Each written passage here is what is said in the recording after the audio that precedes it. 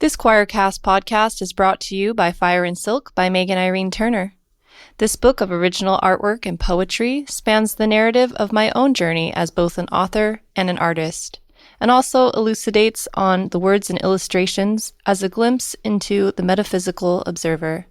I hope you enjoy. You can find it available now on Amazon. Hey, heathens, you're listening to the Deadly Faith podcast where religion and crime collide. I'm Laci. And I'm And this shit is perverted. The mind that was in Jesus, that mind is in me. Without me, life has no meaning. Why would God tell you what I'm thinking and tell you what I've said to my wife or my husband when you're not around? It's because I'm the pastor of the church and I need to know. This is the only place where you can see truth. I'm not laughing because of the episode or because of anything we're going to talk about. I don't know what's wrong with me. There you go, guys. Welcome back to another episode. And that was, we're starting with a bang. Lola got the giggles, the shits and giggles for a second. Well, at least I hope no shits, just giggles. No, I think I'm good.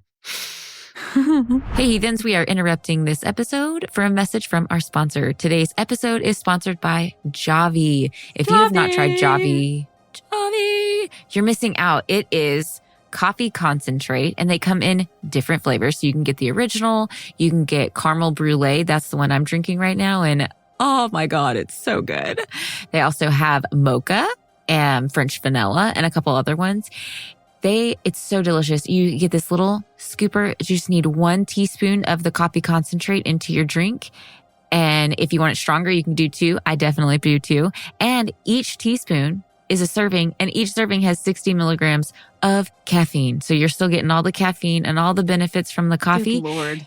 Oh, yeah. And you can make it any way you want. You can do hot. You can do iced. You can do cappuccinos or whatever the fuck you want. You can do hot bean anything. Juice.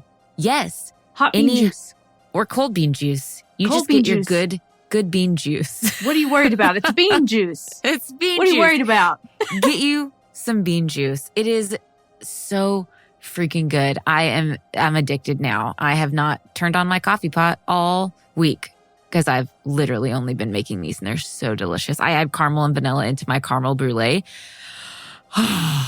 It's good. It's a great way to start your morning. So if you guys want to get you some and save 15%, use code LACI, LACI 33468. Yes, that is your discount code. And I'm very sorry. We are trying to get it changed to Deadly Faith. But in the meantime, please enjoy. Just roll with us and use code LACI 33468 for 15% off. Links will be in the show notes or description box below. Now back to the episode.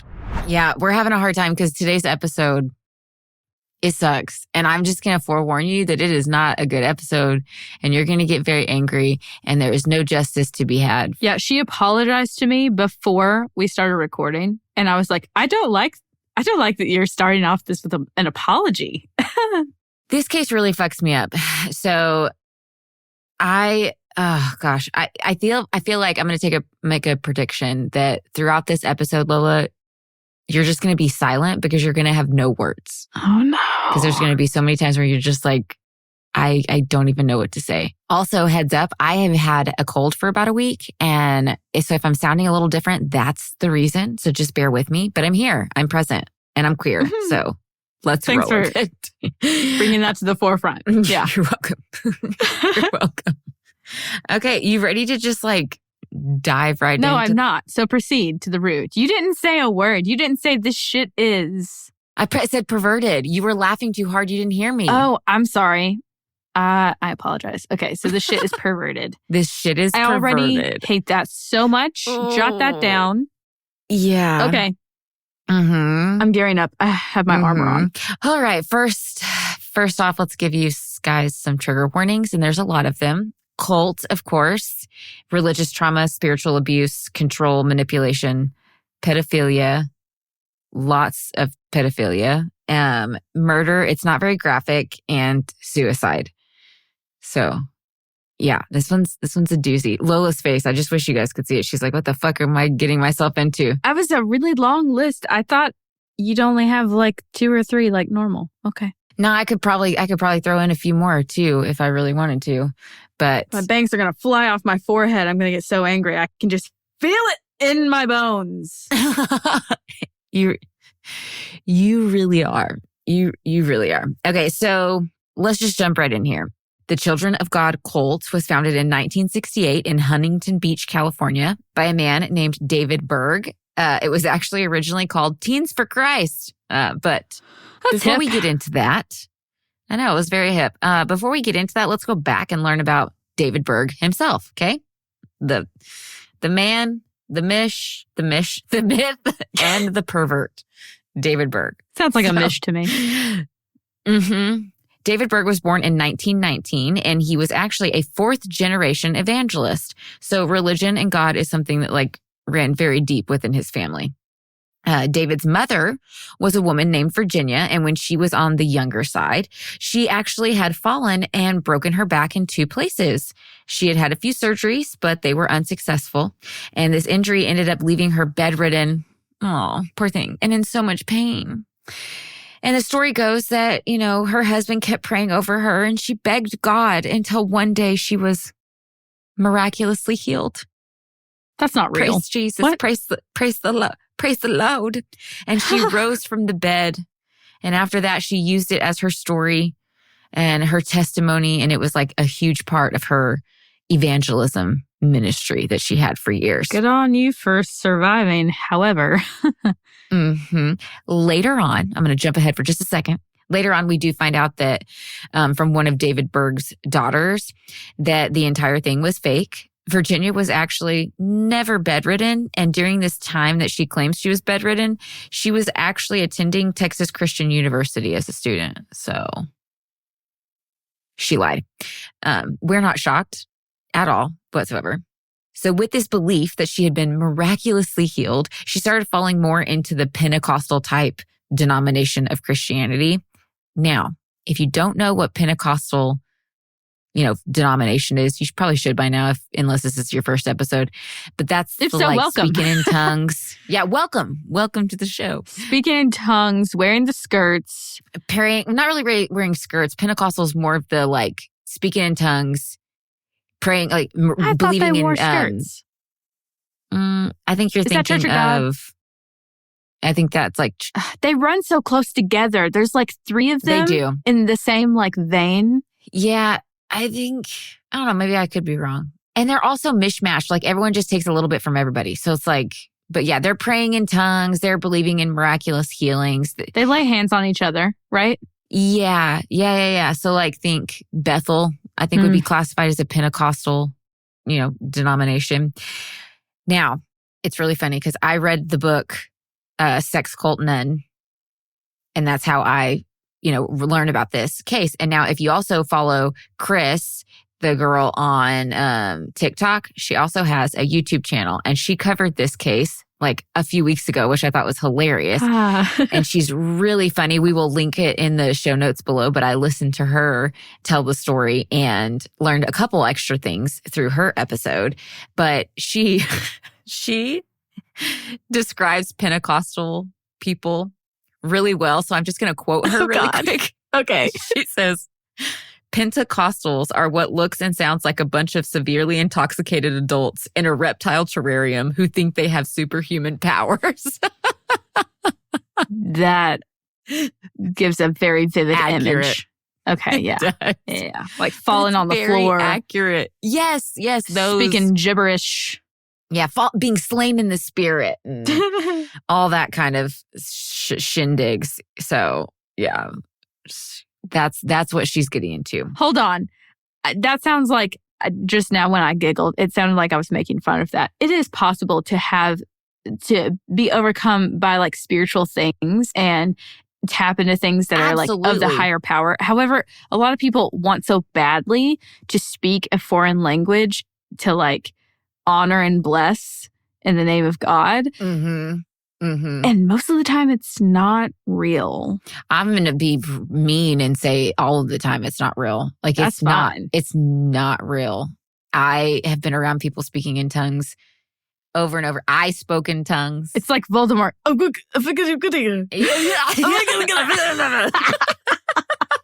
That was good. Pretty much. Pretty much. So I feel like it's trying to force a spiritual experience, and it's just very cheap. And I think it takes away from God and spirituality all in itself. But that's just my opinion, though. Now, with this, though, she was able to grow a massive following, but unfortunately, preaching about healings was against their denomination that she was a part of at this time. So she was actually expelled from the Disciples of Christ denomination. After that, she joined the Christian and Missionary Alliance group and traveled preaching to very large crowds. And she was even invited to stay as a full-time preacher in Miami, Florida. And she stayed there for about 15 years. Now, as a mother, Virginia was very religious and also very strict. And when those two come together, I'm getting it's nervous. not usually a good recipe. So one time she caught David masturbating and she decided to bring all of his siblings into the room, and she got a bowl and a knife. And she told him, if you do that again, I'm going to put this bowl underneath your dick and I'm going to cut it off. Not an appropriate response. Are you No. psychotic? Oh, yeah. Some problems. Okay. It doesn't get any better because David says that when he was a little bit older, his mom caught him masturbating again because he said it just felt too good. He couldn't stop. But this time. You know what? I understand. Right? But this time, she brought his father into the room and she forced him to finish masturbating in front of both of them. Okay, that's evil. 7,000 levels of That's fucked up. disgusting. Oh my God. And I need you guys to remember these moments because when you are this young and you are developing in so many different ways, especially sexually, these kinds of things have a very huge impact on your sexuality and your sexual desires and the way that you view yourself, the way you view your partners, like the way you view relationships from there on out is just like completely affected by this scenario. yeah. And we will see how much this fucking affected him and fucked him up in so many ways. Good God. Now, What's her name? What's the lady's name again? Virginia. Virginia? Okay. Virginia, I hope that you kiss a jellyfish. She's dead. Well, I hope that you kiss a jellyfish anyway. You rusty doorknob dingbat. I don't care. Yeah. Now, after that, she went back to travel evangelism after those 15 years, right? And around this time, the only son of hers that was still interested in the ministry was David. And he ended up coming on and becoming her driver during these traveling ministry years. Now, in 1941, David Berg was 22 years old and he was drafted into the army. Since he was considered to be a minister, he could have actually gotten out of the draft, but he chose not to. I think he was trying to get out from under his mom's thumb. So valid. he uses this as that opportunity and he gets drafted. Very quickly, though, after he was drafted into the army, he came down with double pneumonia. And it was so bad that the doctor said that they didn't think he would actually survive. He said that in the hospital room, he cried out to God and told him that if he survived, he would devote the rest of his life to him. You're really pulling out the soap opera, the dramatics. I am. And I'm not saying that these moments can't be real for some people, but when you hear more about this man, going forward, you're going to understand why See, you know too much at this point. You know too much. Yeah, I know too much. I'm being sassy on purpose. Okay. So David claims, though, when he cried out to God, he was immediately healed, just like his mama. Just like his mama. So after that, he was like, oh, I'm going to be, give my life to God. But he was actually medically discharged due to a heart condition. And he went back and rejoined his mom's, traveling ministry. So were you healed or were you not healed? Because you were discharged for a heart condition. So did God just save your life and be like, sorry, can't help with the heart though. Boo, you That's whore. on you, bud. Yeah. Now, he is young and he does not want to be following his mother around. And so he's getting upset and very annoyed with the whole situation. He feels like he's his mom's like helper. Now, what he really wanted was he wanted to be doing the preaching. And he claims that God told him that just be patient. Your time is coming. So he was like, okay, I'll wait. Shortly after this, David ended up meeting a woman named Jane Miller, who was a devout Baptist Christian. And they ended up eloping in 1944 at a local church. Called it. In 1946. Oh, yeah. In 1946, their daughter was born. In 1948, their son was born. And also in 1948, David Berg was ordained as a minister in the Christian Missionary Alliance group. So I'm not exactly sure how many children they had, and you will understand why we are not 100% sure as it goes forward. But I do know that they had a few kids right in this time frame. Oh, I have a bad gut feeling. Like, yeah, okay. Whatever gut feeling you have, I need you to times it by 10. And then I need you to like square root it, because it's gonna go anywhere you're thinking probably. Okay. Actually, you're not even gonna, it's just bad. It's just bad all the way around, okay? This is like some form of medieval torture to be told stories like this. Mm-hmm. It's like, it's an uncomfy story altogether. Now, the group, so the Christian Missionary Alliance group, ended up sending David Berg to a small church with a mixed congregation. The church was having a hard time getting along, and it got even worse after David started. Why? Because David was preaching integration, and they were like, oh, hell no. And he also was preaching, give your wealth and your belongings to the less fortunate. And they were like, get your progressive bullshit out of here. They were not having it. So he was eventually expelled. So like at first, I'm like, oh, you kind of had. No, yeah. Like that's literally what Jesus said to do. Go off. Yeah. And then it just goes off the deep end. Ugh. Now, due to this, David became immensely frustrated with organized religion, but he continued in the faith and just went back to traveling evangelism. That's just like what he knew, so he fell back into it. He ended up in Huntington Beach, California, where David's parents had ended up retiring. Here, he worked at some odd jobs to make ends meet and ended up going to college through the GI Bill. He was so frustrated with his life, though, he ended up turning to God, he says, in 1951, and he begged him for direction for his life. He claims that God told him to break away from the system and to take to the road to save souls for Christ. So now we're getting into What does God sound like? He is talking to God so frequently. All these people have these direct lines, which like... Where's the phone number? I know. I wish we all had easy access to it like they do. Like to leave a voicemail? Now, I think what he means by like break away from the system, I think he equated like the church system and like the government system, kind of like he's thinking the same thing. And so he's just like break away from all of it and just like do my own thing, travel evangelism. My brother in Christ, that's a dangerous plan.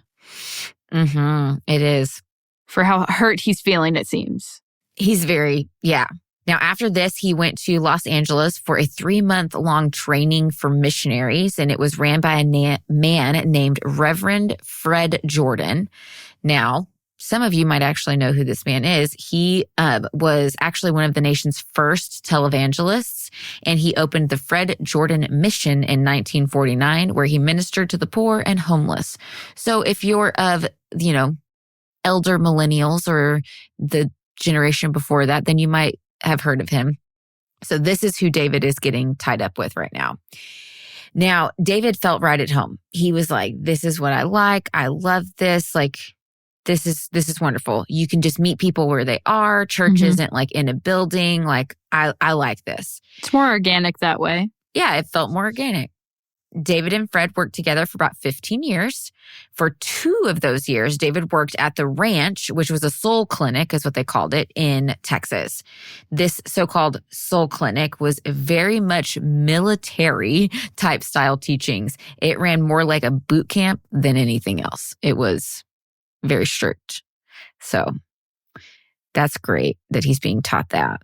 And he's going to, put that in his back belt. Why? Okay, you want to branch away from systems such as organized religion and the government, yet you fall back into tactics that are structured in the same manner. It's just, Exactly. And this is with almost every cult that I see. Like, it's set up the same way.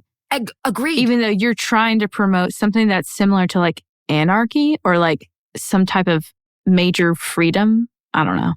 Mm-hmm. You're trying to break away from a system, but instead you're creating your own system that you can control. But it's still a system. So it's like you're doing the same shit. Which humans like structure, humans like habits, and everything. So, and patterns, we like that. So like it makes sense that you would end up going this way subconsciously.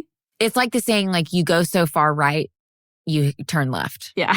You don't go back around. And I say that all the time, like with people who've deconstructed and like, or like atheists. Like I've seen atheists in my comment section all the time who are like, oh, he's just a fairy person. Like he's not real, this or that, like degrading people who still believe. And I'm like, okay, you're doing the exact same thing. Exactly. But just on an atheism perspective. Like you're trying to convince people of your beliefs instead of just letting them believe what they want to believe. Like it's one thing to call out something that's toxic, but to like sit there and berate somebody and try to convince them of your beliefs, you're going so far one direction, you're literally just looping back around.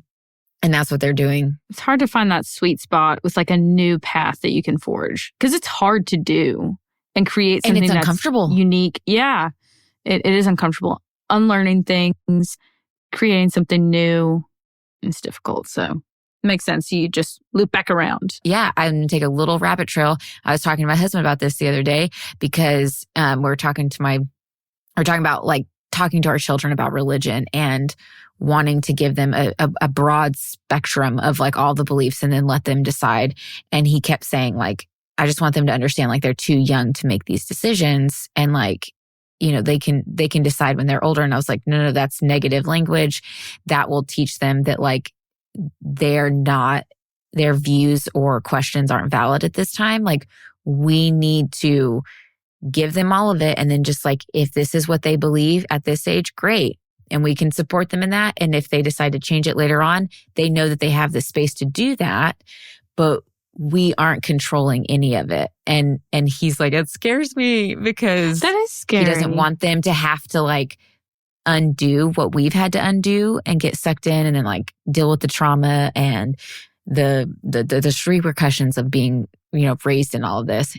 But if you like reframe that thinking about whenever you tell a kid, you're too young to like know about this, you're too young to deal with this kind of thing, that makes you want to grow up faster, ruining the childhood. It does. It's like all the things that we try to prevent, we just egg it on by saying things like that. So if we don't use that type of language, maybe it will let them like feel some more freedom to like enjoy where they're at, be curious, be mindful, hopeful, and maybe they won't go through all the things like you guys had to.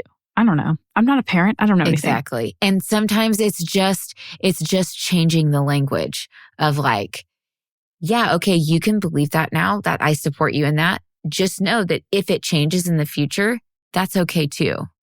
And so it's just like rewording it to where it's not undermining them. I hope that makes sense. Makes sense to me. Okay, cool. I hope it makes sense to all you who are listening. Okay, anyways, back to the story. That was a nice little caveat.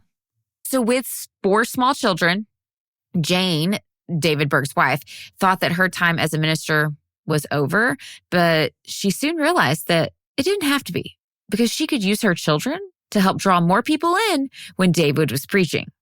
And she did just that by forming a singing group with her kids. And it was actually very successful. So like the kids would go out and perform and sing these cute little songs. And then all these people would come up and they were like priming the people for David to come in and like give his sermon and draw people in. And they even performed on Fred Jordan's televangelist TV station. So it worked. It worked. Unfortunately, during these traveling summers, David started having multiple affairs. Multiple affairs. He was sleeping with prostitutes. He was sleeping with the nannies, the housekeepers. I mean, everybody. He was sleeping with anyone that would let him do them. He probably had a very warped sense of self and sexuality. And it shows. Just wait. Not justifying the things that he did. However. cause and effect. Yeah. Jot that down. We can understand what caused it without justifying it, because there's no justification for what is about to happen. Oh, I like that song. There's no justification. Is that really a song? No, we're just making up a song right now, aren't we? Isn't that what we're doing? Aren't we a band? Yes. Eric, we come are. out and give the sermon. Come on, let's do this. Here we are. Now, David's style of preaching was very much like forsake all and become Christian missionaries. So kind of the same thing, like give away all your stuff, follow Jesus. That's all you need in life. And his sermons were like pretty aggressive. He even implemented some very aggressive tactics that landed him in some hot water with the other churches around town. Because he wanted more followers, he would send what followers he did have at the time and his kids out to all of the other local churches, and he would tell them to blanket the parking lot with all these flyers. And they would put them under like the windshield wipers of every car and pass them out to every person. And finally, it got so bad that one of the churches called the cops and they started to get in trouble. And David quickly was like, oh shit, we got to get out of town. That's like stalker ex-boyfriend coded. Yeah, yes, agreed. Like, okay. Now, the reason they needed to get out of town is like a lot of these people had like drug charges and things like that from their past before, turning around their lives for Jesus. And so he was like, oh shit, we're getting some bad attention. So like, we need to get out of here. Okay. So he decided to pack up his whole family in their motorhome. They called it the Ark and returned to the ranch. Sorry. Yes, I know. There are some very laughable moments, and there's like, wow, the audacity that this man has. Mm-hmm. His motorhome was called the Ark.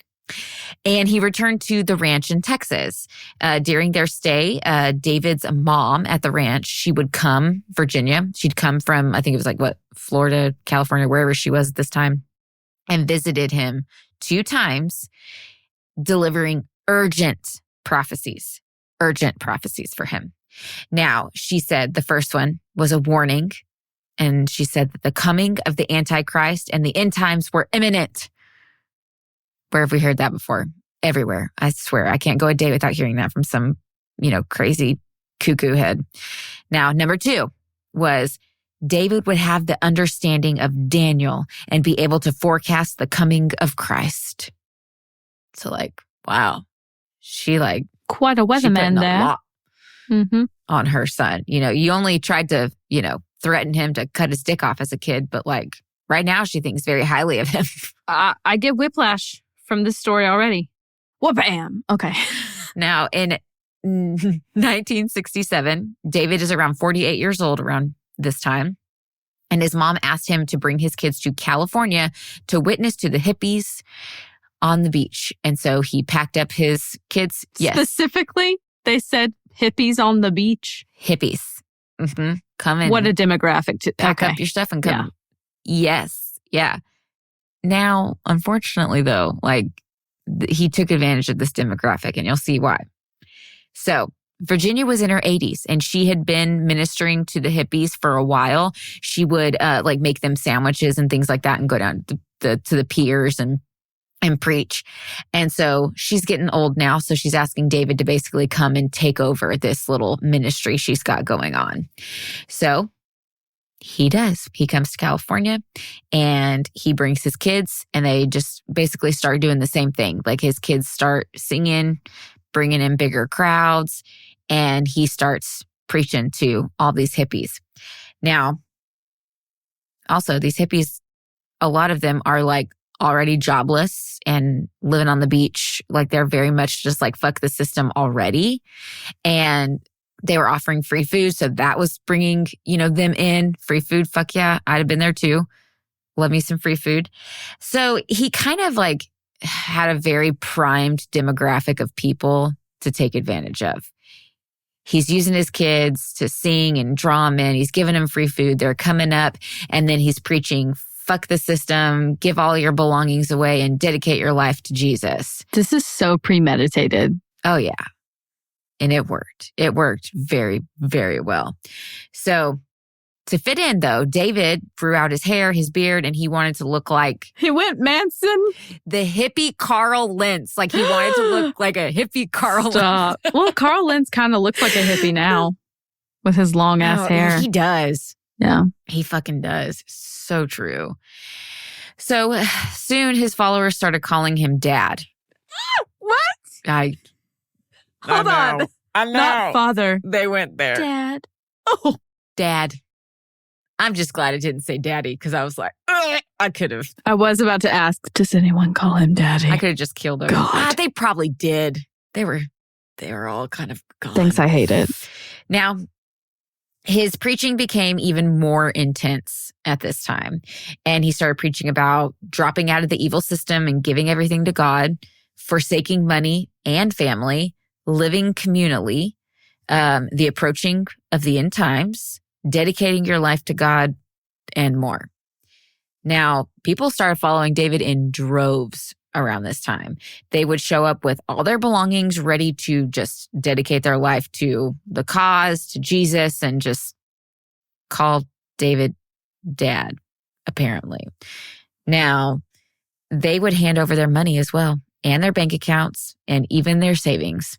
All of it. They just hand it straight over to David. Where did it go? Yeah. A good thing, though, was that many of these followers had been on drugs and alcohol, and they were able to get off of all of that through this, like, coming to Jesus. Okay. One success. So, yeah, there was, and they would say, we don't need to get high anymore. We're high on Jesus. I'm sorry. Okay. I can't not laugh at that. It is a bit cringeworthy. I mean, yeah, anything to kill that disease, I'm for it. However, it's just cringe. You can't get away from the fact, like, I'm high on Jesus. It's the same thing. It's just the fact that it's not sustainable. Like, it's I not. guess No. It wouldn't be cringe if it was true, you know? Exactly. Because it's very fake, you know. It's I don't even know manufactured, what to call it. glorified kind of evangelical mindset. So, yeah. Absolutely. Yeah. But they said that. We're getting high on Jesus. Cotton candy Christians, if you will. Yeah. There you go. Now, in late 1968, Virginia died. Aww. Oh, And we feel so bad. And this allowed David to feel like he was finally breaking free from his mother's control and influence. So even though he had kind of like broken away and done his own thing a few times, like he still felt like he was under his mom's thumb. I guess she still had a lot of influence and control and like what he did and where he went. So with this, he began going real hard, even harder with his sermons, railing against organized religion, the government, school systems, capitalism, parental authority, and more. So like he's going real hard into this direction. He was ready to start a religious revolution, and his plan was to do this before the second coming of Christ. Now, it didn't take long before he got the attention of the media, but everyone in the public saw this as a good thing because all these hippies are getting off drugs and alcohol. So like, this is great. And they praised him. And they're even ones who the media was even the ones who gave them the children of God. So that is where their name. Oh, okay. I was wondering who came up with the name, if that was going to come into play. Okay. And I think it was like they were all calling him Dad. And so like he's their children. And he does end up, I don't know if it's like, I don't know when he ends up doing this, but he claims to be a prophet of God. So like he's not God, but he's like a prophet of God. So I think that's how the media was kind of like putting together the name. But yeah, they because he's got God's phone number, remember? Mm-hmm. Absolutely. Yeah. Direct link. Working for the big man. I see you. Now, this kind of attention allowed David to get invitations from other pastors who were wanting to start youth ministries. So, yeah. This is literally where youth ministries started. No. Was from the beaches in California. I'm not even fucking kidding. There's a couple like different people that they credit. The one main guy I think that really started, they give the most credit to, I think was a gay guy that like people just kind of like don't talk about him being gay. They're like, oh my God, he started like the whole youth ministry thing. A queer person And I'm like, doing okay. something. He was also gay. Can we like talk about that? A queer person doing Thank you. anything? Stop. So I don't know if that was like prior to this and then David came in and was like, oh, this is good. And so then he was like going even harder at it and he got even more media attention.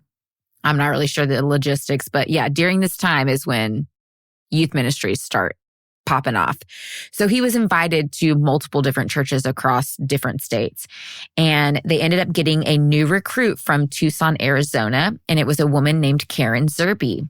She became David's secretary and quickly started an affair with David. I was going to say he fucked the secretary. Yep. I know. Tale as old as time. Always. Tale as old as time. Always. In order to have his cake and eat it too, David took Karen in as his second wife and decided polygamy for him was okay. But he was also preaching abstinence and purity to his followers.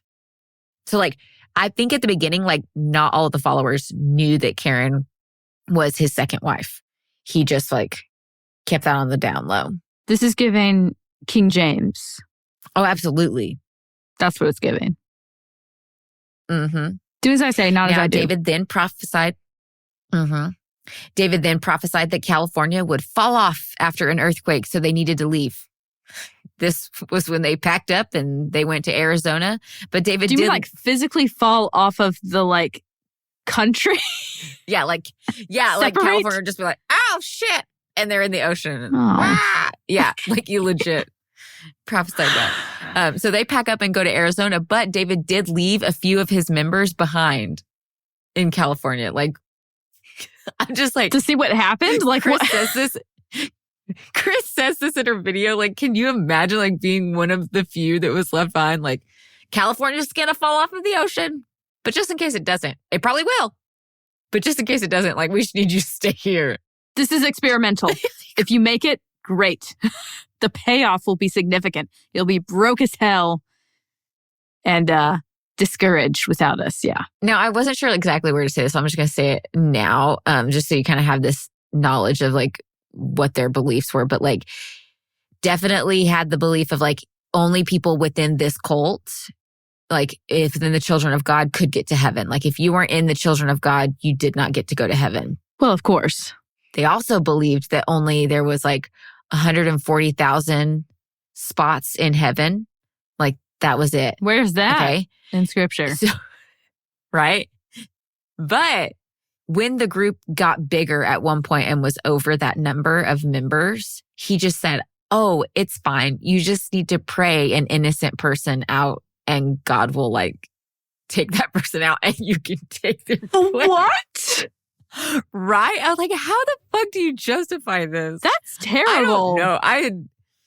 I had never heard that before. Wow. In any of my research in any cult. I'm like, what? Yep. So just gonna kick you out and take your place. Okay. That sounds legit. Sounds legit.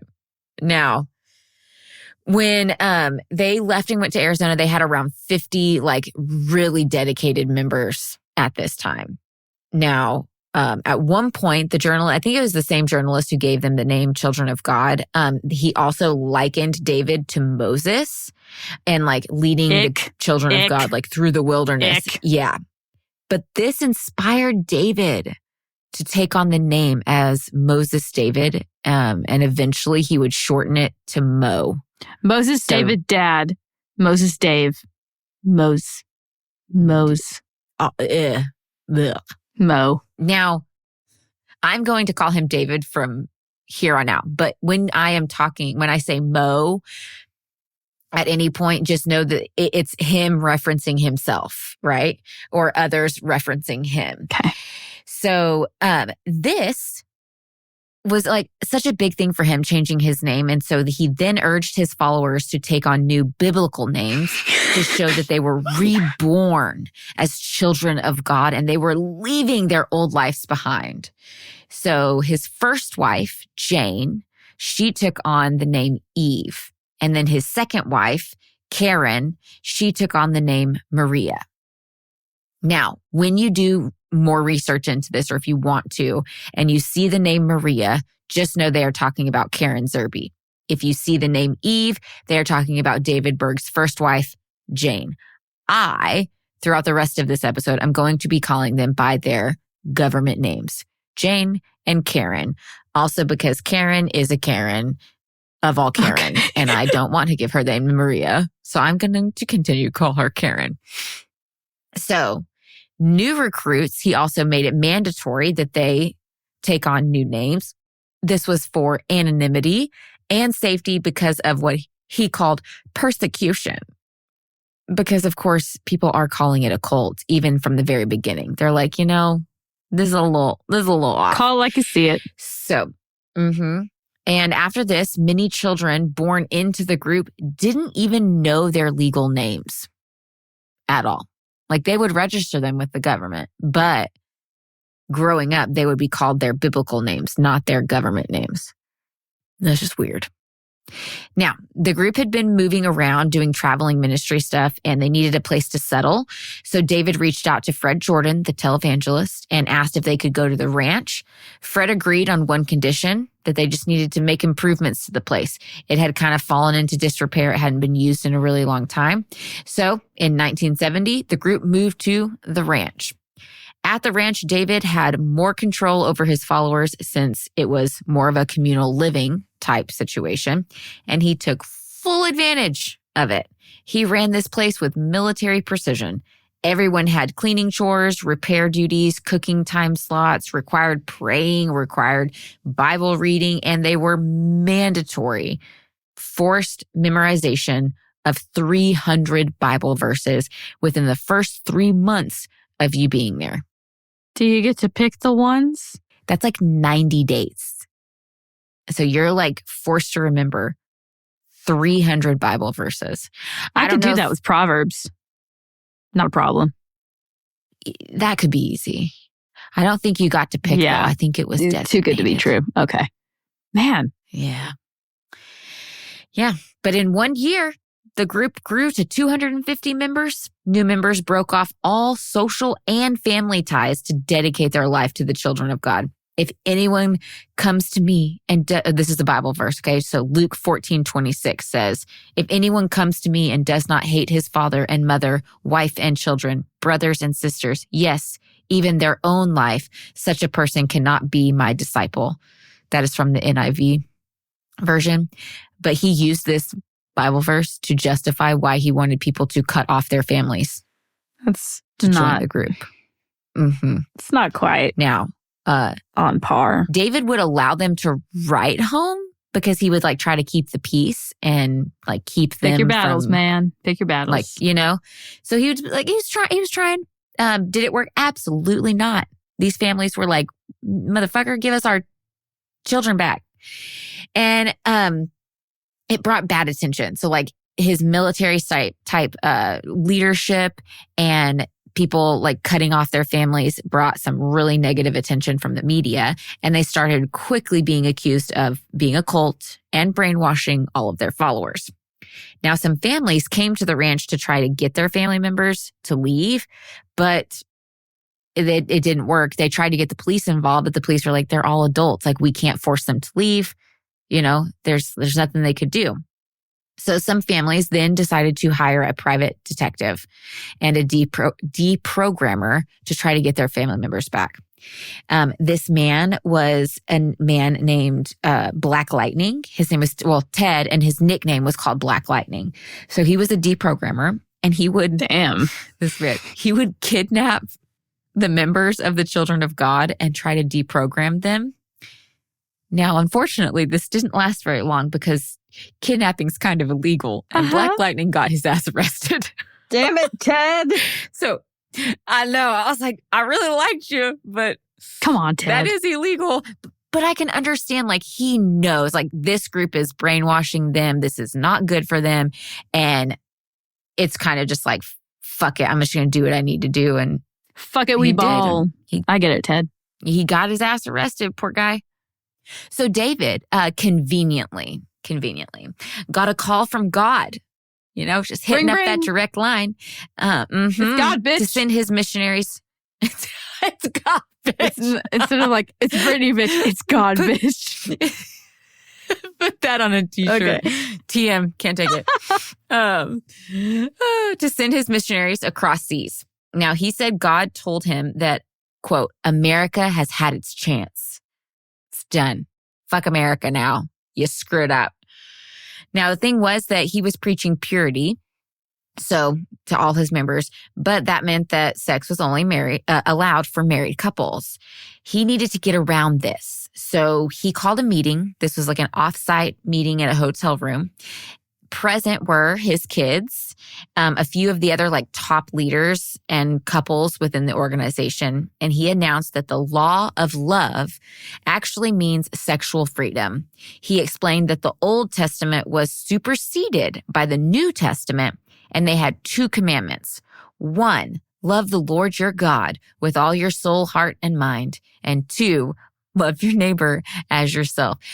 Lola's already trying to hide, guys. She's not excited where this is going. I know what's going to happen. I just know According to David, this meant that everything was lawful under love, even sex outside of marriage. He said this was a new revelation of the Bible for a new generation that was ready for more freedom. And he used scripture to back it up. And his followers were like, cool, sounds great. But did you give sex ed? No. Condoms? Okay. No. This meant that his relationship with Karen was now sanctioned by God. So it could, become a little bit more public. But this new revelation was only for top leadership. Top leadership was not allowed for anyone else, any of the other members yet. David said he needed to go into hiding due to persecution. In the U.S., they were seriously trying to nail him on some shit. So the New York Charity Fraud Bureau was investigating him for physical chicanery. I love that word. Physical chicanery. What? What does that mean? Physical chicanery. So it's like fucking with people's money. So yeah. Okay. Obstruction of justice and mental and physical coercion of followers. So he knew he was being investigated. So he was like, oh, God called me overseas. In order to escape detection, he stopped teaching his followers in person and started teaching them through what he called was the Mo letters. So like Mo is in Moses. So Mo letters. David wrote to followers, quote, flee as a bird to your mountain, basically telling them to run for their lives from the coming doom of America. Now, by 1973, the group had more than 130 colonies with more than 2,400 disciples in 50 countries. They didn't have many members left in the U.S., but it still was steadily growing over the years, with members and communes popping up in every single state here in the U.S. Now, how did they get money? Okay. The royal family, which that's David Berg's family, that's what they called themselves, the royal family. They would print leaflets of David's writings and pass them out and collect donations. They formed dances and singing groups to perform throughout Europe. They even got a record deal for this little dancing singing group. And they had hit singles that topped the charts and made TV appearances and even had a 1-month tour in France.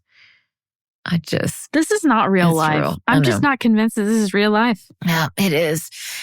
Now, David said a wife of one man was also the wife of God and all other men. This was his way of justifying polygamy and in introducing it to the group. He said traditional marriage was selfish and against God's will. Excuse you? What? Mm-hmm. Women are just there to pleasure a man. All men, not just a man, all men. So that's your job. Mm-hmm. Hey, that's real gross. Oh, how about no? It's about to get grosser. Okay. I don't like this. I know. Fine, just get on with it. God. So David wrote a Mo letter titled Old Church, New Church. In it, he compared Mother Eve, Jane, to the old church, and he called her bitter, critical, stuck in her ways, and unwilling to follow the new ways. He told the story of one night where Jane was angry with David for always wanting sex and told him he was too carnal to be a man of God. David said God's anger rose in him and he slapped Jane. He then prayed for God to send him a woman who believed in him, and that was Maria, aka Karen. He likened her to the sexy new church. He actually said that, quote, sexy new church in this letter. Eager to do anything he asked and was the answer to his prayers.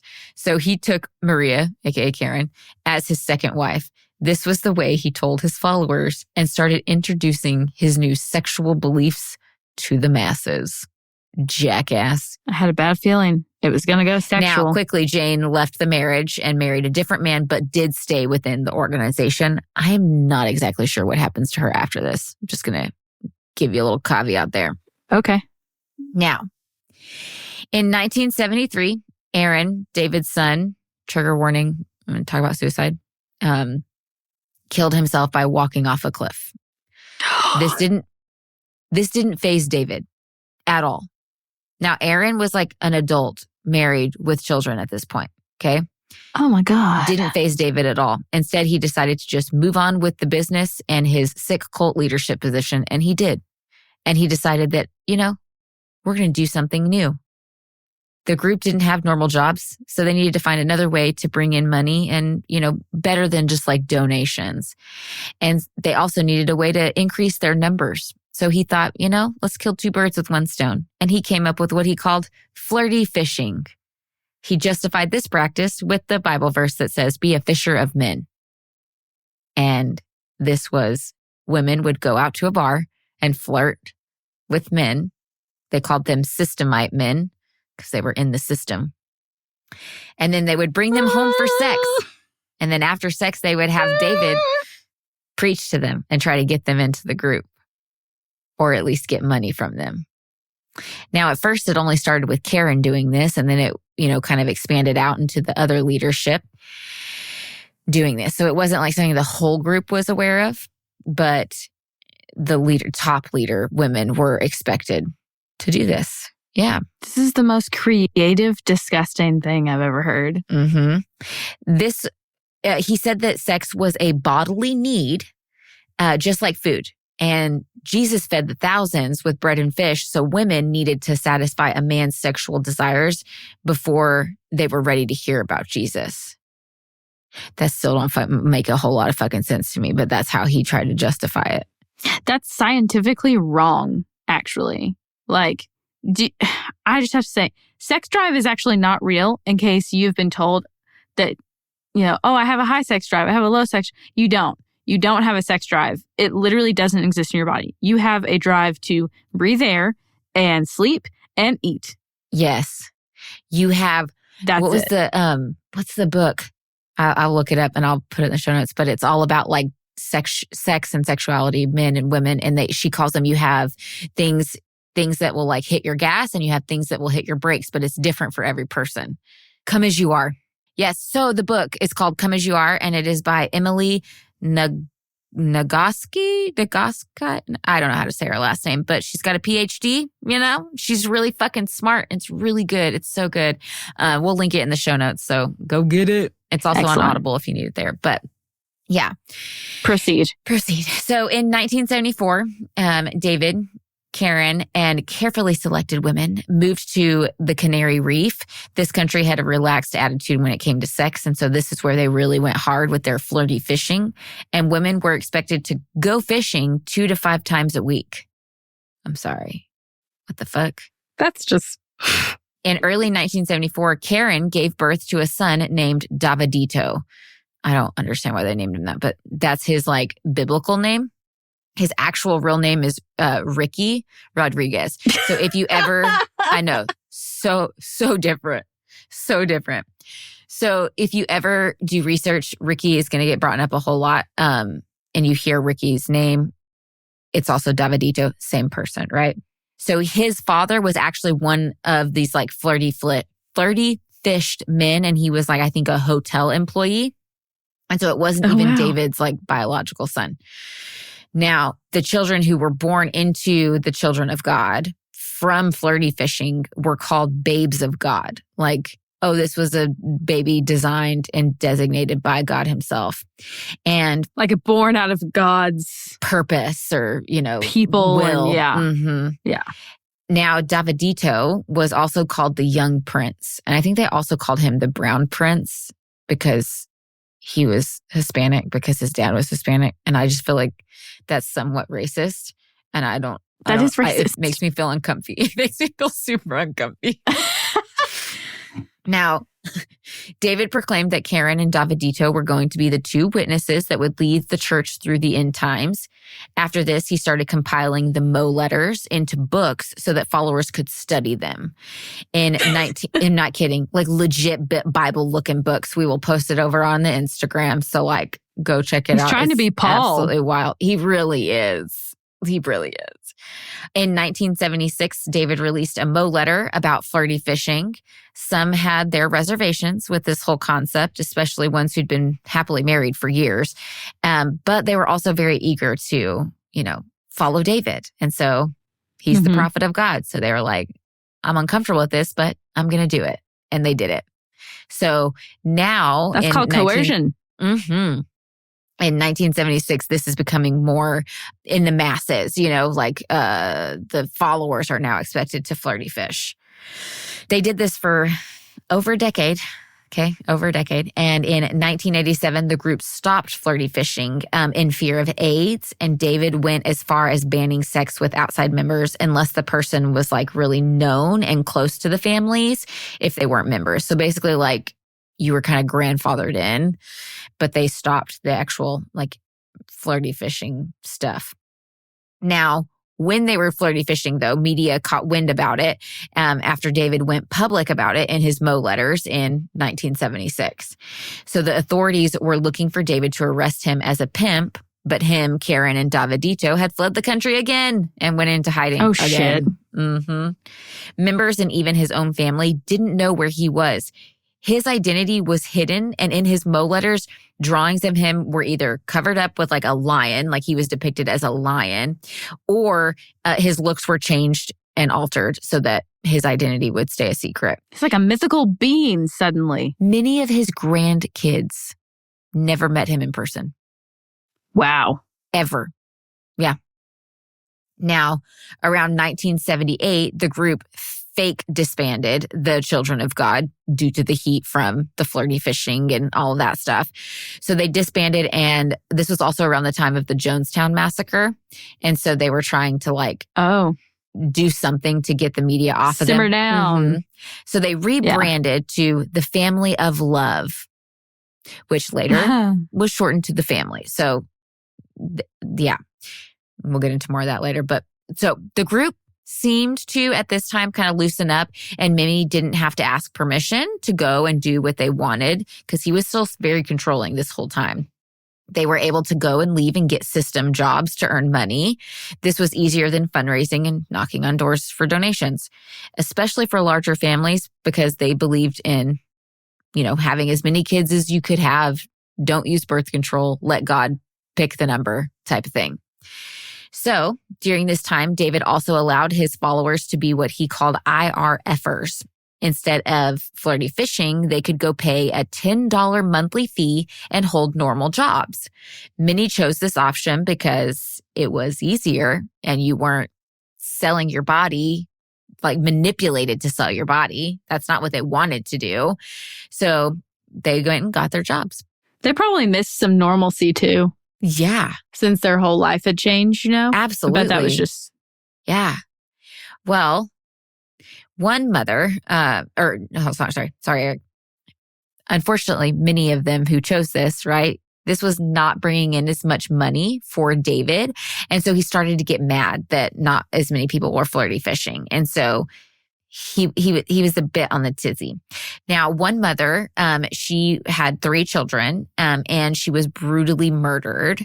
And a different member wrote to David and asked him for help for the widowed father, and the children. Like, can you financially help them? Like, now he's doing this on his own. I think she had went out flirty fishing and she died from one of her flirty fish. I think. Okay. I'm not 100% sure exactly what happened. Man. But David had no sympathy for this woman and instead blamed the family. He said they were selfishly withholding from God and even wrote a Mo letter, which I will post it in our Instagram. There's a picture of it. So he wrote in this Mo letter saying that if they didn't tithe, God would make a collection, basically saying God allowed this woman to be murdered to collect money and make a point. Oh my. No. Yeah. Mm-hmm. Nope. Now, heck no. Mm-hmm. David displayed more sympathy for the murderer than he did the victim or her family, accusing her of being a bad flirty fisher, disobeying God, and refusing to sacrifice her body to a man in need of sex. He refused to send her surviving family any aid and instead used the opportunity to send a clear message. God had punished her for being an IRFer and not flirty fishing, and she was withholding her money from God, so he punished her. Yeah, that's fucked up. We've gone into this weird subsection of cult. Mm-hmm. You know? We've never been here before. There's nothing like it. And I've never heard of anything like this. And I'm so sorry. It gets worse. It gets worse. Now, in August of 1980, didn't last long, he disbanded the IRF options, and members were required to pay like their 10% tithe, or they would be kicked out. Now, also in 1980, David started rebuking leaders publicly in his Mo letters. This was very scary for members because they were afraid of losing their family and their kids. They had no marketable skills. They had no degrees. So if they got kicked out of this group, they had nothing. And that was terrifying to them. So a lot of them would just subject themselves to this public humiliation, because he would go off on these people within the Mo letters. And it's awful, but they couldn't do anything about it. Now, if you read the book Sex Cult Nun, it's actually this girl who was born into the Children of God cult. Her parents were members. She was born into it. And she's telling her whole story. And she gives some really good history of the group and of David. But it really gives you a perspective of somebody who grew up in this and what it was like on a day-to-day basis and how controlled their lives were. So I highly suggest reading that book. Another one, it's on Audible.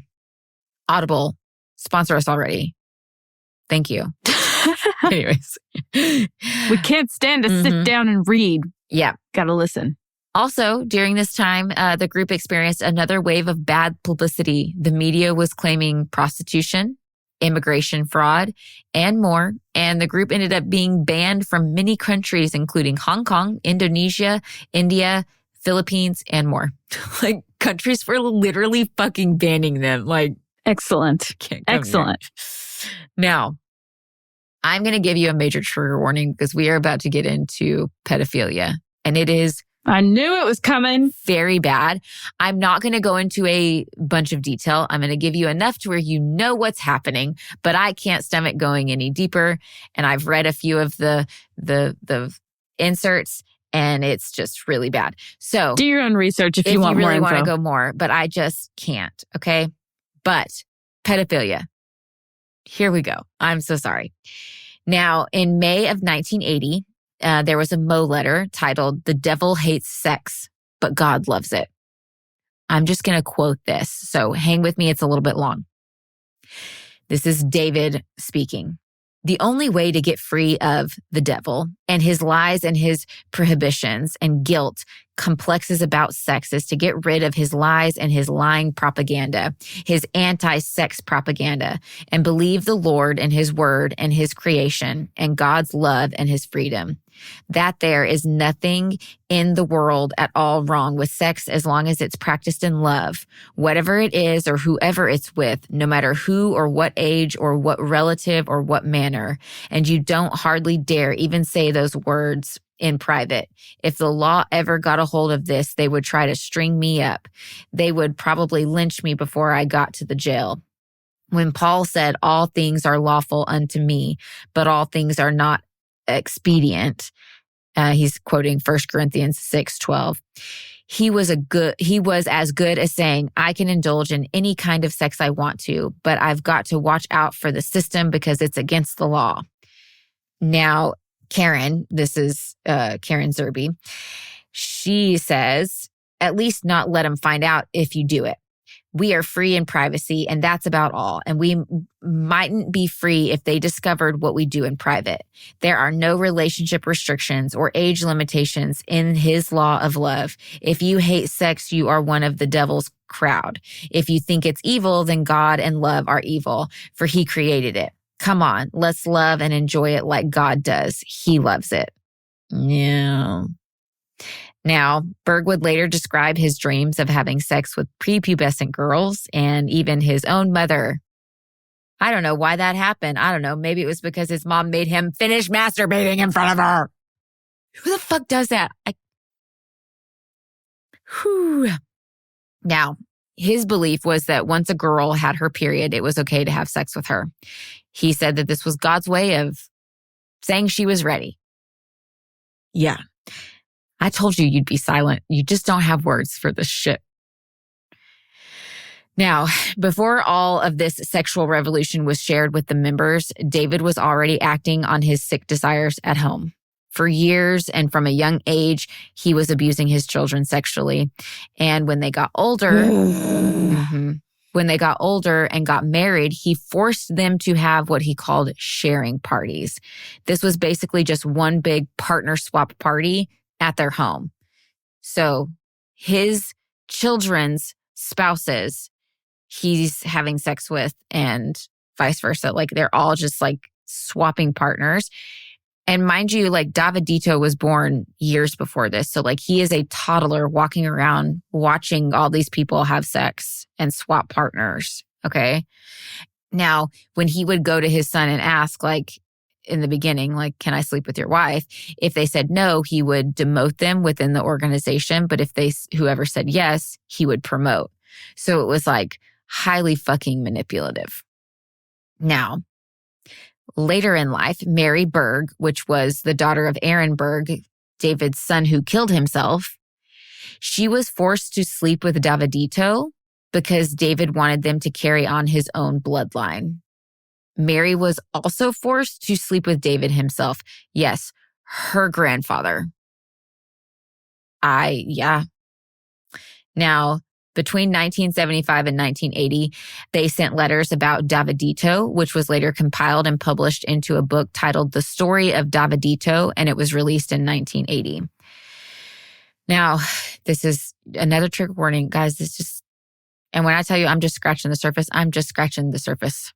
So, Davidito was first sexually abused at the age of 17 months.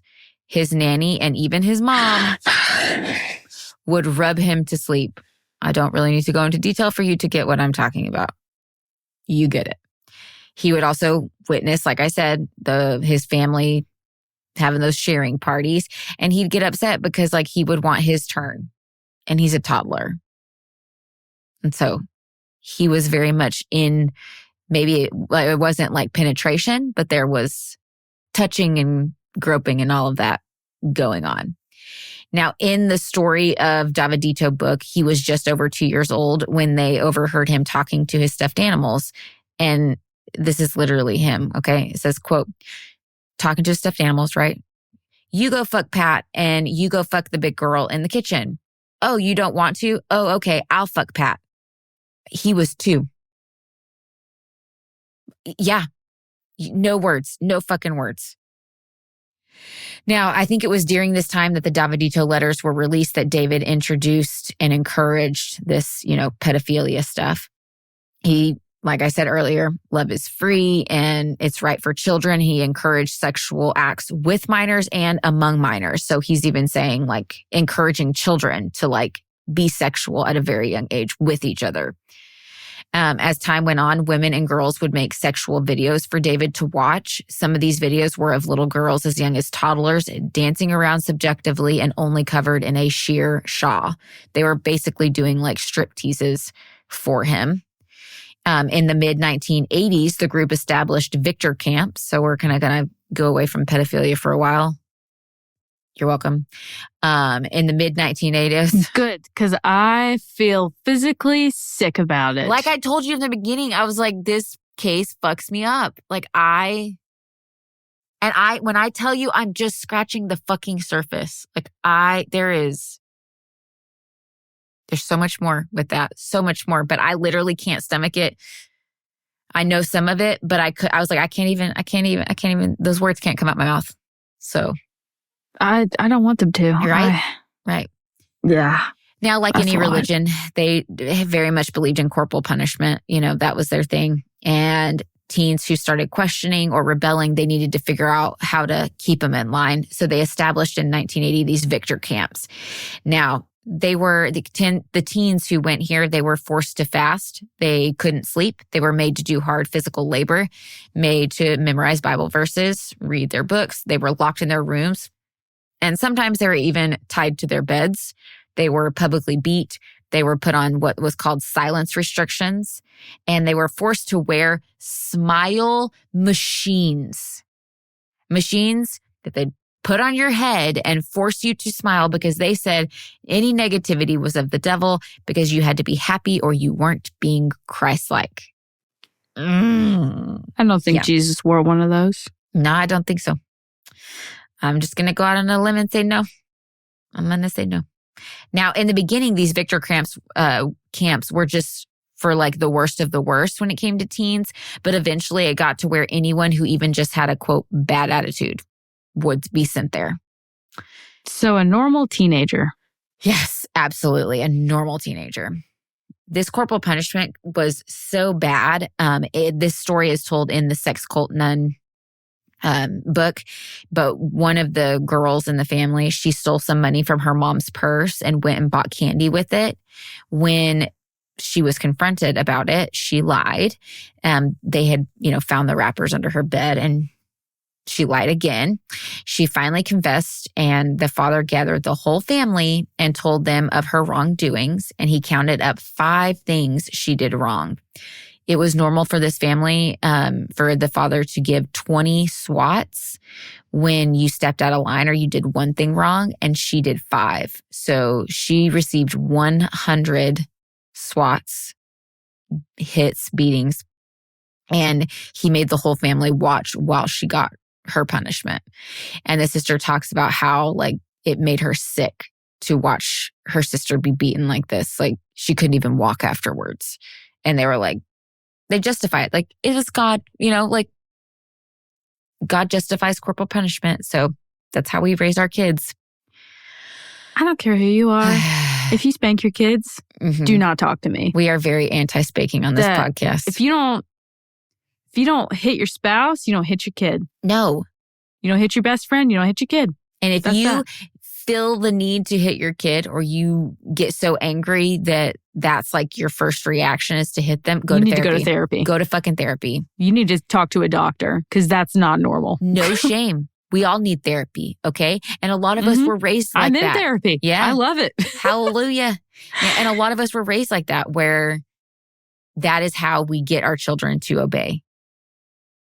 No, that's not okay. Don't hit your fucking kids. Yeah, and I don't have a relationship with my biological mom anymore. So use that as a telltale of what could come. But we could go on a tangent for that for days.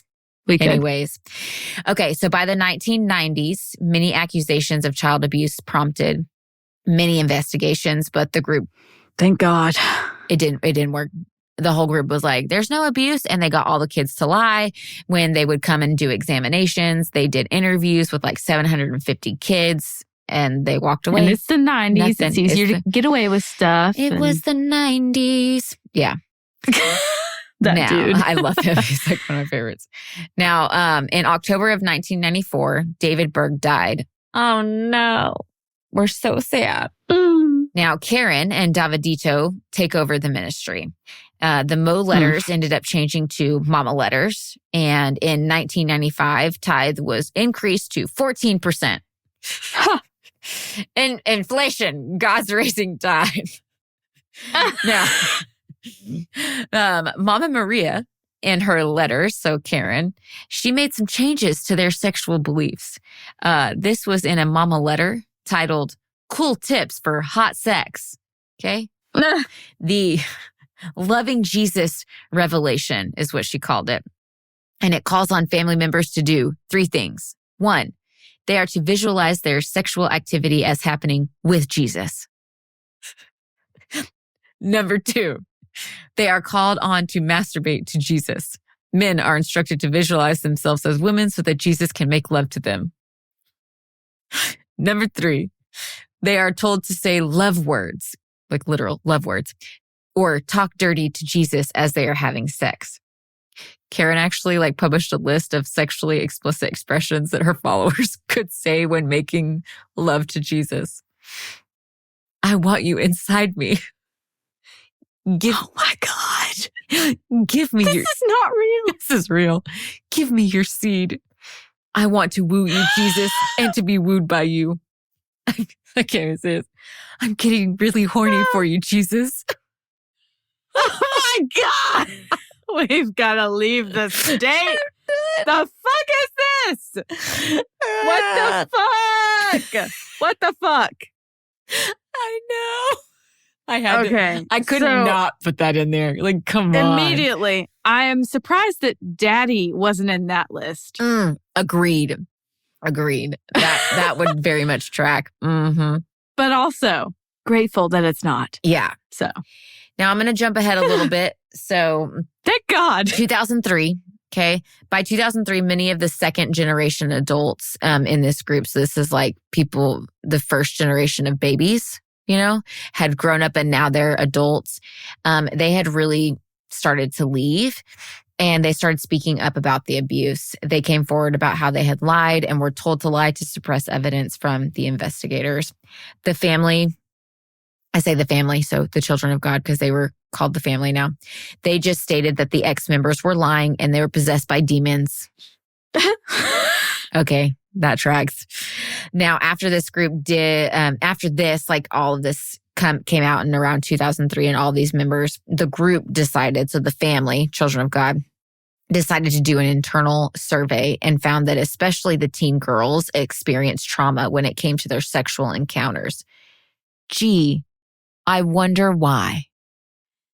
Now, thankfully, this did change some of their sexual beliefs, and the group started to make these changes. And they banned sexual activity between minors and adults, and they banned sex until you were a teen, and you could only have sex with someone within a few years of age of you. But once you hit 21, you were free game. And if somebody wanted to have sex with you, you were looked down upon and reprimanded if you said no and you were like over 21. So good Lord. Still not good. No. But, and I don't know if this like legit happened or if like they're just saying this is what the changes they made. It's hard for me to believe that like they went years and years and years in pedophilia. And then there was just like, oh, we're going to stop. Kind of hard for me to believe that it could be to save face. Yeah. Just like on paper, but not in practice. Mm-hmm. Yeah. Yeah. Now, Davidito departed the group in 2000 with another member. They had gotten married, gotten jobs, and they were just trying to like live a normal life. Unfortunately, it didn't work and they did end up separating. In 2004, he moved to Tucson, Arizona because he'd heard his mom was visiting there during one Christmas and he wanted to hopefully see her during one of her visits. Now, it didn't work. He never saw her. She didn't want anything to do with him because he left the group. Lame. In January of 2005, he wrote to his mom and asked her to have dinner with him, but instead, she sent one of their nannies. Now, the nanny, I'm pretty sure this was her name was Sarah, and Davidito ended up going to dinner. After that, they went back to his apartment, and he planned on, at his apartment, torturing her to try to get the location of his mom out. Davidito, Ricky, had had enough. And he was pissed about all the abuse he and everybody else had experienced growing up in this cult. So he wanted to take out the leader, basically kill his mom. So he was going to torture Sarah until he got the location. But he saw red when they were back at the apartment and he ended up stabbing her to death and killed her. Oh, shit. Yeah. He then drove to a desert where he uploaded a YouTube video and explained everything, and then shot himself. Now, the Friday night before all of this, it was January 7th, he actually made a 57-minute suicide video where he's like talking about all of it. He doesn't really come out and say he's going to, I'm pretty sure if I'm remembering correctly that he's going to kill himself, but you kind of know because we know what happens after. It's still on YouTube. It's very interesting to watch because he's like loading his bullets and like you can just see like how much pain he's in. And he talks about like what he experienced growing up. He doesn't go into like a whole bunch of like detail, but it's just, I will link it if you want to watch that. Now, after this, it made all the accusations of abuse resurface and the group was caught under fire yet again.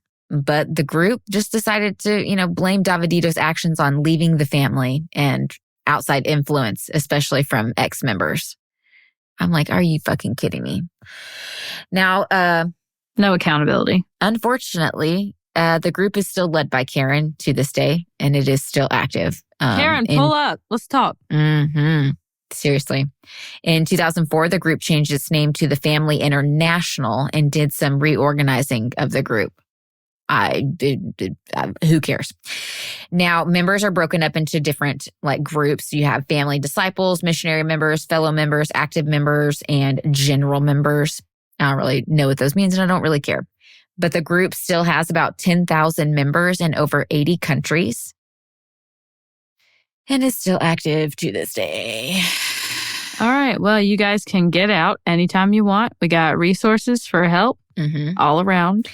Now, something very interesting is when I was researching this case the first time around, I came across an article of a girl who had escaped and she was actually like promised to David as like a child.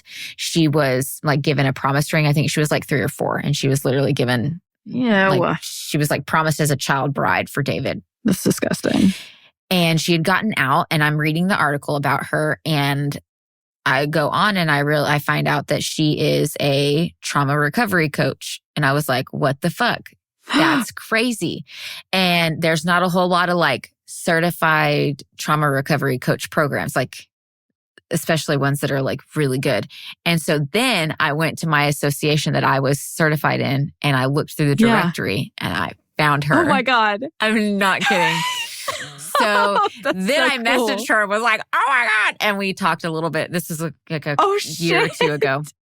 And her name, and I will link some stuff about her and her website and everything below. Her name is Serena Kelly, and she escaped. And like I said, she was a child, like promised child bride of David's. Her mom was one of Davidito's nannies, and she was one of Davidito's main abusers. So yeah. Now, I follow her on Instagram and it's just really fun. She travels a whole bunch. She's a soul traveler. She travels by herself, but she's amazing. She's doing her thing, living her best life. I have messaged her and asked her to come on the podcast and we can do an episode where we talk with her and interview her and ask her some questions and how she's doing. And I said, as long as it's not going to be triggering, like if she's gotten past it and doesn't want to talk about it, then I want her to, I don't want her to feel pressured into doing it. But I just wanted to say that is out there. And I hope she comes on so we can talk. But yeah. Yes, that's amazing. I hope so too. If anything, I'm just happy that she's in a good place. So she is. She's amazing. And we'll link her Instagram as well below. And you guys can go follow her and see what all she's up to. Nice. And all the links. But yeah. So hopefully we get to talk to her. But yeah. I'm so sorry, but I feel like it's a really important cult to talk about, especially because it's still fucking active. No, it is. Because it's still alive. I mean, somebody disband it quickly. I don't let it die. And it's in so many different countries and it's like, yeah. It's like a virus. Hard to kill. Yeah. Okay, I gotta get this. Yeah, I was gonna say I gotta get this off my brain. So we're gonna take a hard right turn into our palate cleansers. yeah, let's. Woo. Anyways, anyway, Lola, you said you had yours in your noggin, so go for it because I gotta think of mine. I do. I have a palate cleanser. Yeah, mine is that today in my knife throwing practice, I hit the mark 15 times. Oh my gosh, good job. Out of it was like 40 or 50 that's attempts. Still a good probability. Like You got it's some good. It's more than what I've ever done before. I'm really happy with it. I didn't realize how much I put my back into it, but my whole like left side of my back is like a little bit sore from doing it. But But the last 2 days, I've really been putting in a lot of practice. So really cool. I'm so proud of you. That's exciting. Thank you. Yeah. What's yours? We ordered 25 baby chickens. Oh my God. She has more animals than humans in her household. And she's already more. So we have, okay, let's catch you guys up. Because I don't think I've talked about all the animals that we've had so far. So we've got our main 2 dogs. Okay. We also have a foster dog with us right now that we rescued from running around our kids' school. He might become a foster failure because I love him so much. You love him. And I know you love him. We had somebody come and meet him and he like was not having it. He was like barking at her. And he's tiny. He's a Chihuahua rat terrier mix is what we're pretty sure he is. So he's really small. And he was like abandoned, we think. And so he's got some trauma and he's like really bonded with us. So like a stranger came in and he was ready to like rip her a new asshole. So I was like, woo! This is not how you get adopted, bud. So he might end up just becoming ours. But we also have 3 bunnies. And then I think I've said it on here before. My husband's like gung-ho with chickens. And so we were like, okay, well, we want 6 chickens. So we're going to order 8 because, you know, they don't all survive. And then we were like, somehow it went up to 12. And then my husband's like, oh, we should go and see like when we need to order them because we want to order them from a hatchery because they're usually healthier and you can really control what you get. And so we went to the hatchery's website and it had gotten like they have like specific ship dates and it was all sold out until September. The only one left was March 11th. And so we were like, I was like, we either order now or like we don't get our chickens. And we already didn't get the Whiting True Greens. They lay green eggs. We didn't get to order them because they had already been. I have some that have green eggs. Yeah. They were the only ones that lay green eggs and they had no more available for the whole season. And I was like, dang it. So we had to kind of change up what we were getting, but they also did away with their, like you could just pay a fee if you ordered under 25 chicks. They did away with that. So it was like either order 25 chicks or like buy them from Tractor Supply. And we didn't want to do that. So my husband's like, 25 it is. It's 25.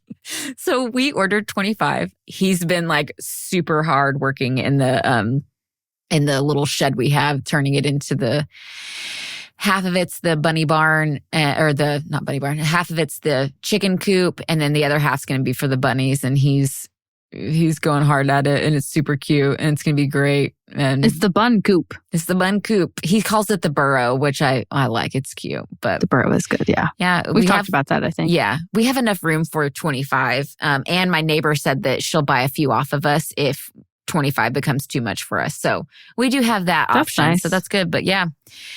You guys got to look out on Laci's Instagram for when she gets them because I'm sure. Oh, I'm going to be. You'll probably. We have. At least put them on your story. Absolutely. Right? Oh, and I'll make little videos. I have a few videos up of my animals, but we had no animals until April of 2023 is when we adopted our first dog. It hasn't even been a full year and we'll be at 31. I'm proud of you. What can I say? You know, we own our own home now. We get to make our own decisions. So big agree. All right. Well, I guess that's it for us, guys. That is. Thank you for tuning in. And go touch grass because Jesus Christ, that was a horrible episode. Or moss. Yeah. Ugh. Anyways. Smell flower. Drink some milk. I don't know. I gotta go. Yeah, we gotta go. We gotta leave. Bye. Also, heathens, if you're enjoying the show so far, please remember to subscribe wherever you're listening to us. Leave us a review and maybe get some chickens. Get some chickens. If you want to. Do it. Really good eggs, you know? And they're so sweet. They're so sweet. They're kind of dumb. They're so sweet. Oh, so dumb. Yeah. Deadly Faith is brought to you by Choircast Network. It's produced by Laci Bean and Lola Robbins and audio engineered by Eric Howell. Thanks for listening.